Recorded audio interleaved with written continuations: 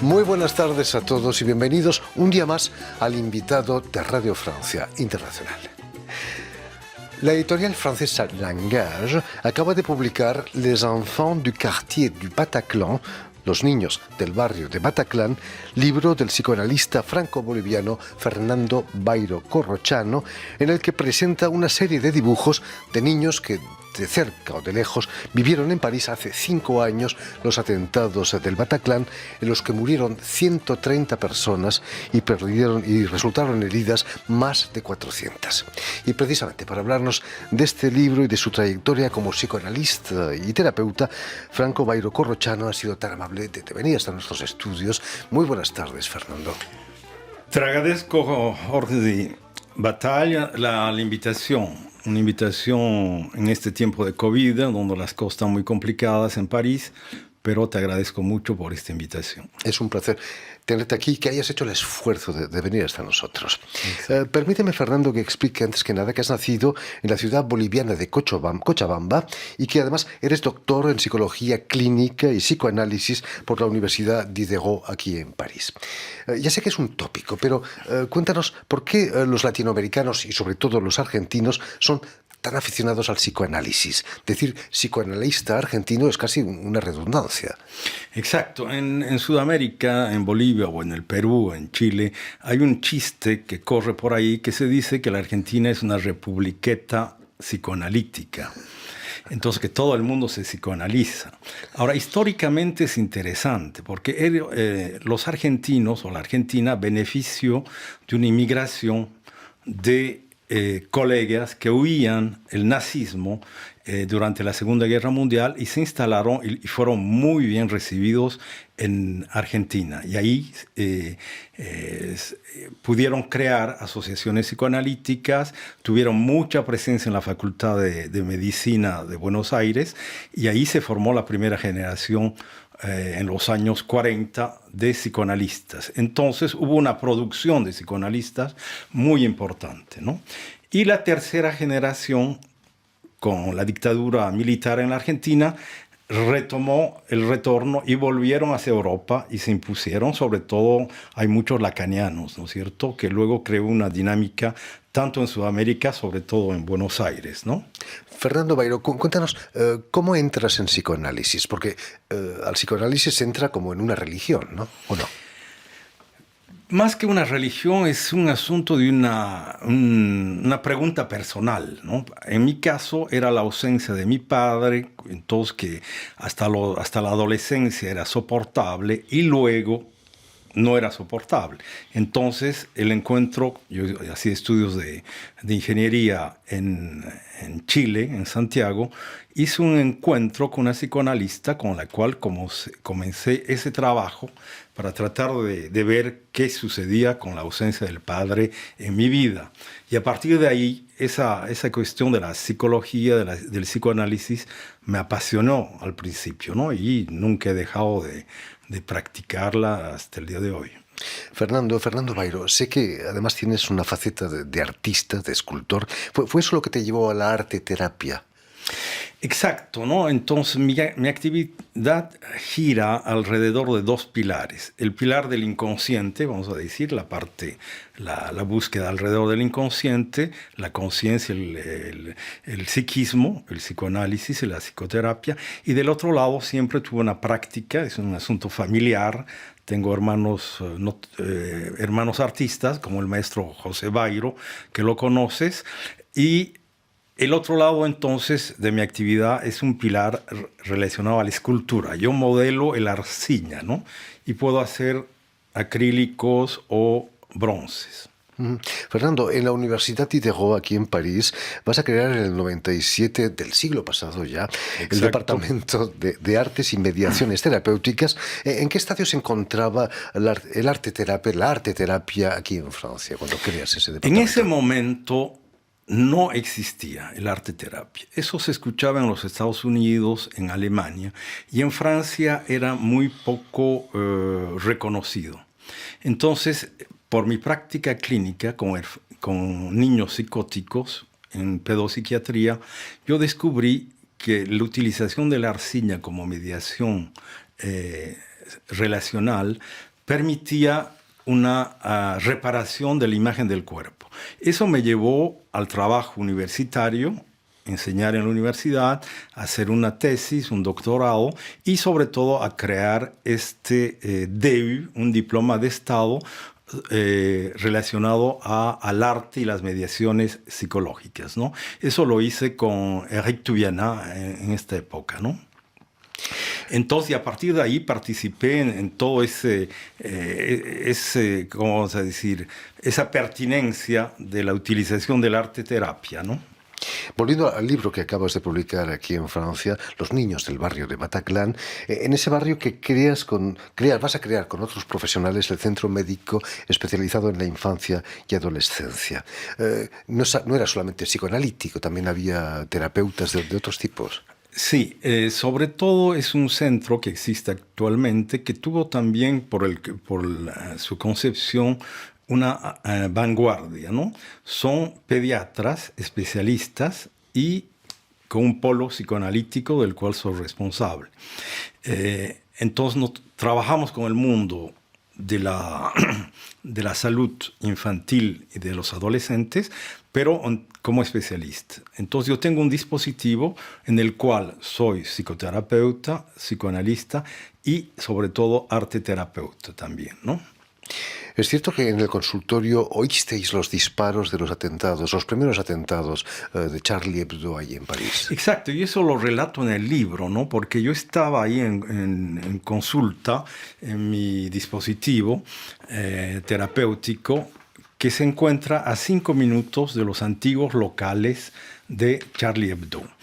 Y yo he escuchado los tiros en la avenida Richard Lenoir, cuando los dos criminales atacaron a Charlie Hebdo y sobre todo asesinaron a un policía en la avenida, ¿no? Que estaba a 3 minutos del consultorio. Entonces por la ventana yo pude escuchar este evento y la agitación en la calle y en el centro médico también, ¿no? Y pocos meses después, los atentados de Bataclan y de los cafés y los bares alrededor. ¿Cómo viviste esos atentados? Como todos los parisinos, ¿no? Eso fue un impacto muy, muy fuerte, ¿no? Es un acto de guerra al interior de una ciudad como la ciudad luz de París, la ciudad de los artistas, ¿no? Un acto de guerra y que lo importante, que tuvo tanta repercusión, que tuve 25 niños en consultación en los 3 años siguientes, ¿no? En 2016, 2017, 2018. Entonces, afectados que no estaban presentes en los ataques, que eran vecinos o que pudieron ver la televisión y escuchar las noticias, ¿no? ¿De qué modo se vieron afectados por esos hechos tan dramáticos? Sí, eso ha llevado a que este libro exista, ¿no? Tal vez podríamos mostrarlo un poco a la cámara. Entonces, este libro en el cual presento los casos de estos niños son afectados en diferentes niveles, ¿no? Los niveles son angustia, acojo, problemas de depresión infantil, sobre todo depresión infantil, y un mutismo. Esa es una de las características del choque traumático, cualquiera sea, puede ser un choque traumático en relación al terrorismo, un accidente de auto o otro tipo de choque traumático, siempre se produce un mutismo y una ausencia de representación psicológica de lo que traumatiza al niño. Terrible, ¿no? Incluso, que no puede decirlo, no puede hablarlo, digamos, ¿no? Uno de los dibujos de tu libro lo hace un niño que después de los atentados tiene ataques de epilepsia todos los días, una epilepsia no física, ¿no? ¿Cómo la llamáis? Exacto, es una epilepsia de origen psicológico que en la noche misma de los atentados ella va a hacer crisis de epilepsia, ¿no? Y yo la llamo Lucy, que tiene 9 años en el momento en que viene a la consultación, y es la que hace esta representación tan increíble, ¿no? Que está en la portada del libro, ¿no? Donde se representa a la vez el atentado, ¿no? El efecto del atentado como una crisis epiléptica y lo que moviliza al interior de su intimidad, porque todos los niños que han venido, cuando están afectados de tanta violencia, moviliza en ellos otro tipo de conflictos más íntimos, ¿no? Que se mezclan con el primer impacto de violencia, ¿no? Hay dibujos realmente sorprendentes, el de un niño que dibuja los terroristas tirando contra una mujer con velo islámico. Exacto, ese es un sueño de una vecina del Charlie Hebdo.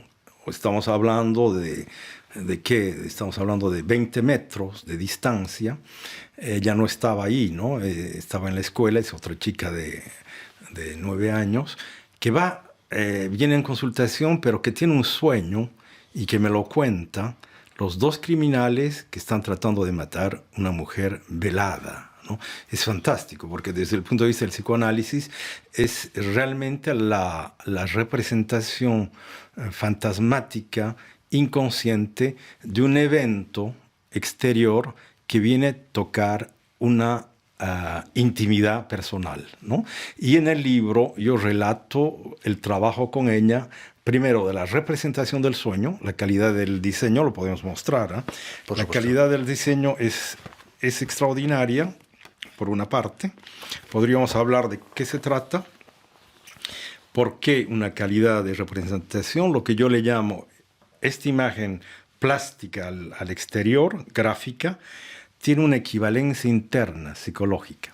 Entonces, la idea es producir una equivalencia casi en espejo, ¿no? Casi simétrica.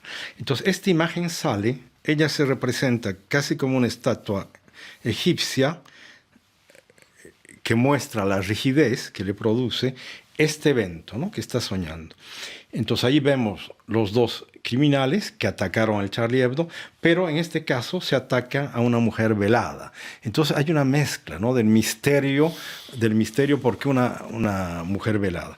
Y en el libro yo relato un poco que se trata también de otra cosa, de un conflicto más personal a ella, ¿no? Entre su madre, ella misma y el padre, que tiene accesos de violencia con el grito.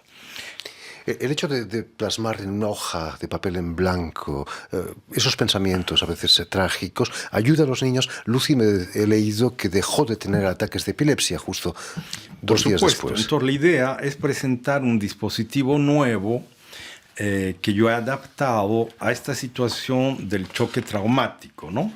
Entonces la idea es proponer un ecran blanco, ¿no? Entonces todas las pantallas actuales, todos los problemas que tienen los niños con los juegos de video, la computadora, ¿no es cierto?, el cine, la televisión, todo eso tiene un reflejo en esta página blanca. ¿Por qué? Porque psicológicamente todos los humanos, y sobre todo los niños, se representan internamente imágenes. Tenemos una pantalla interna, muy poco conocida, de representación psíquica. Y en general, esas representaciones de imágenes internas son inconscientes.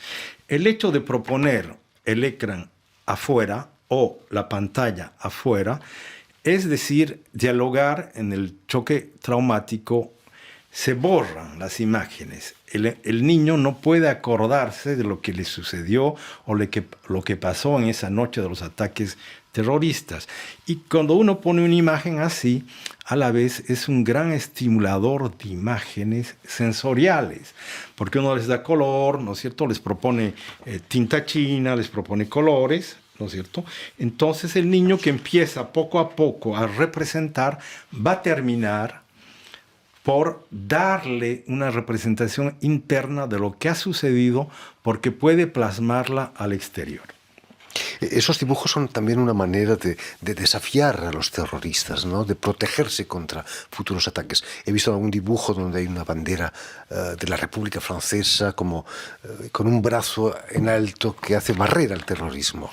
Exacto. Ese niño que podemos mostrar la imagen, luego la veremos, efectivamente, los valores de la República, y es lo que se habla mucho actualmente, impiden el acceso de la violencia. Este niño me enseñó a mí que ya tenía varios años de investigación respecto a este asunto de utilizar la pintura en terapia, me aprendió que el dibujo puede tomar el valor de una barrera, de una muralla, de un escudo, a la fracción de una violencia.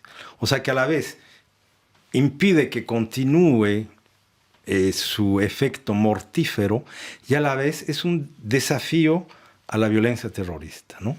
Como una especie de impacto de retorno, ¿no? Y varios niños en el libro muestran cómo ellos mismos parten en guerra, ¿no?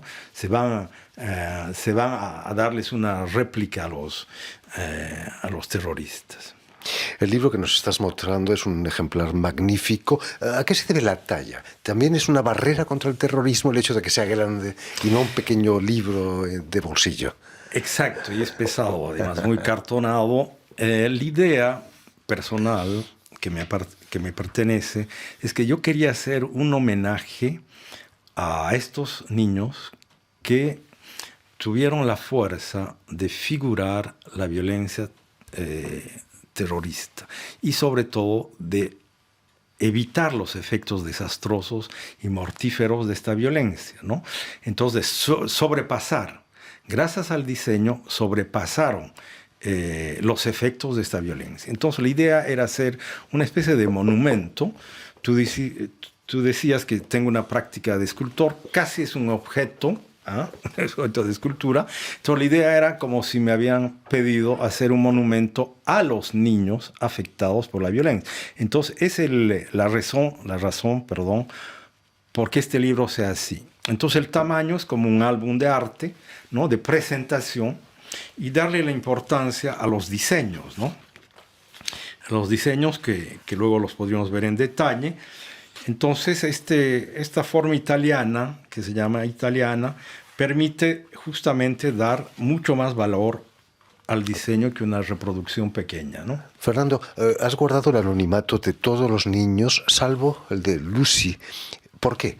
No, Lucy también es, yo la nombro, pero no se llama Lucy. Es un nombre cambiado porque fue con la cual el resto de los niños tienen simplemente una letra, ¿no? M, D, C.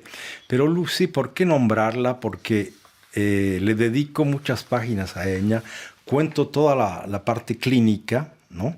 Y sobre todo cuando yo le pedí permiso para publicar sus diseños y a los padres también, a la madre, al padre, de decirles que yo voy a relatar toda la cura, porque me parecía muy importante si ellos estaban de acuerdo. Y Lucy, que yo la llamo Lucy, me dijo lo siguiente, ¿no? Me dijo, si eso puede ayudar a otros niños, estoy de acuerdo que publiques mis dibujos. ¿No? Fantástica respuesta. Lucy tal vez por una imagen de los Beatles también, ¿no? Lucy in the Sky. Por mucho tiempo fue la primera mujer en la Tierra, ¿no? Exacto, Lucy. también Lucy, la primera mujer. En fin, esperemos que este libro sirva para ayudar a muchos otros niños. Ya lo saben, les enfants du quartier du Bataclan, los niños del barrio de Bataclan, libro del psicoanalista franco-colombiano. Franco-boliviano. He dicho colombiano, perdón. Franco-boliviano, Fernando Bairo Corrochano, ha sido editado aquí en Francia y en francés por las ediciones de Langage. Muchísimas gracias, Quisiera Fernando. adoptar, si tú permites, Por supuesto, aportar una pequeña cosita, que este libro está tomando no solamente una dimensión clínica, sino una dimensión pedagógica. La idea es que el adulto que frecuente este álbum, que ve las imágenes de esos niños, puede él mismo, a través de la representación gráfica, sentir emociones propias de adulto, de lo que sintió ese 13 de noviembre de 2015, ¿no? Y que permita en las escuelas de pensar algo que es impensable, que es tanta violencia terrorista. En fin, muchísimas gracias de nuevo, Fernando Bairo, por haber estado aquí con nosotros. Permíteme también que dé las gracias a Vanessa Loiseau y a Julien Leng, quienes se han ocupado hoy de la realización del programa. Y enviar un saludo. Muchas gracias a ustedes, ¿no? Y permíteme también que envíe un saludo muy especial a nuestros telespectadores, porque también los tenemos, que nos siguen en toda América Latina, seguro que en Cochabamba, en Bolivia también. Seguro. Gracias a una cadena de televisión uruguaya que se llama Canal U y emite desde Montevideo, allí en Uruguay. Y a ustedes, muchísimas gracias por su atención y les damos cita para una nueva edición de El Invitado de Radio Francia Internacional.